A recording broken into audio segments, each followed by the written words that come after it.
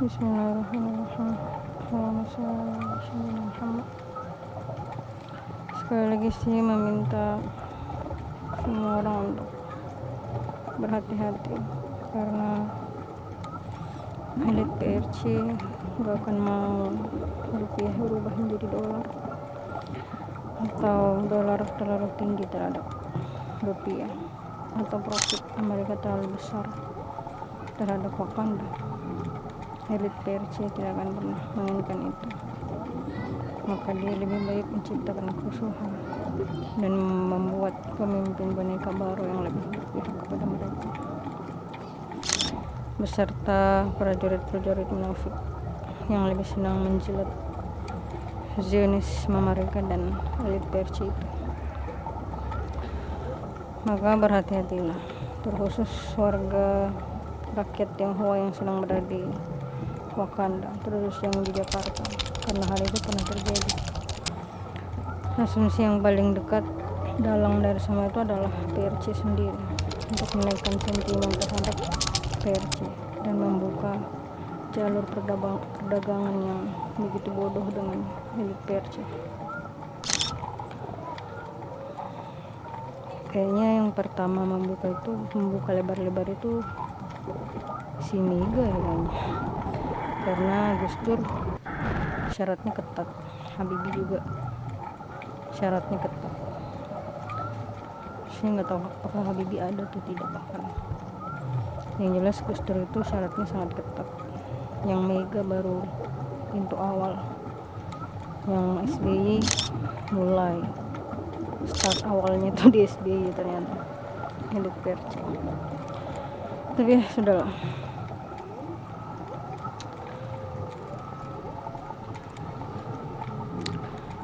Sekali lagi untuk berhati-hati karena elit PRC itu juga jahat terhadap sekelompok orang di rakyat PRC sendiri.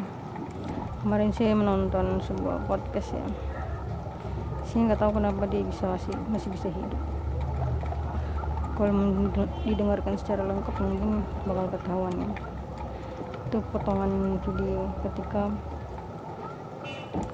dia bercerita tentang salah satu hukum di PRC, sebuah keluarga hanya boleh mempunyai satu anak.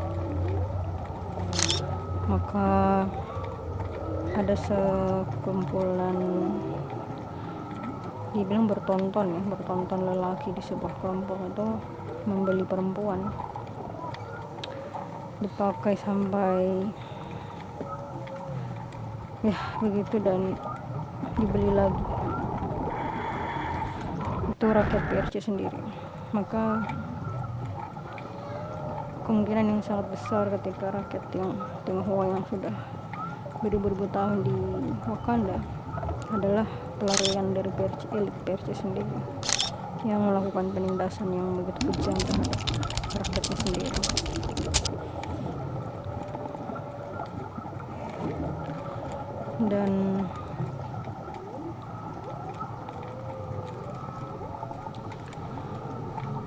Dan ya juga beberapa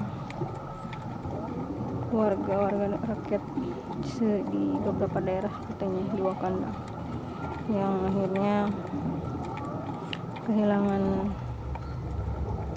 penghasilan karena pertambangan nikel milik yang memberikan profit besar kepada elit-elit PRC itu. Maka sekali lagi yang rakyat Tionghoa yang terkhusus di Jakarta ya,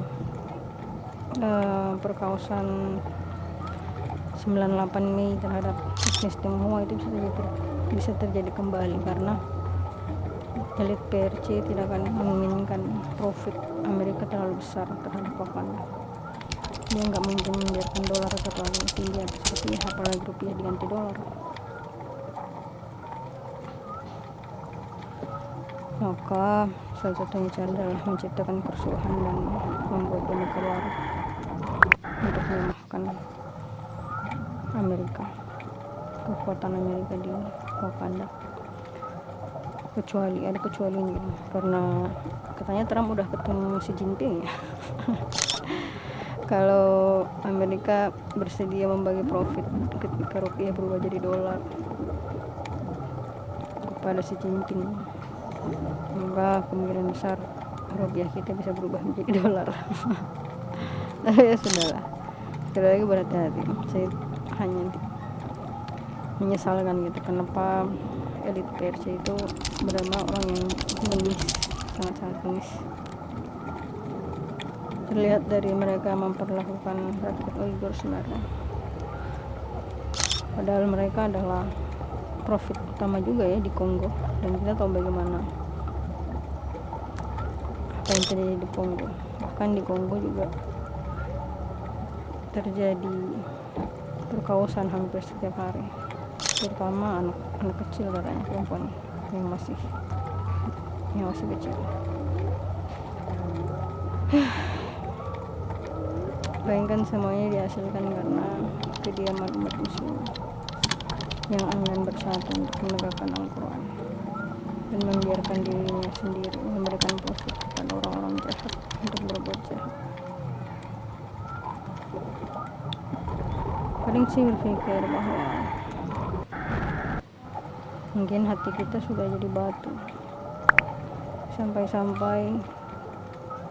bertahun-tahun, 2 tahun ya, pembantaian Gaza kita tonton, kita nggak pernah mau untuk bersatu dan memerangi kaum munafik itu, menghentikan mereka menggunakan diri kita sendiri untuk menghasilkan profit dan menciptakan kejahatan di berbagai wilayah di tempat lain di dunia ini.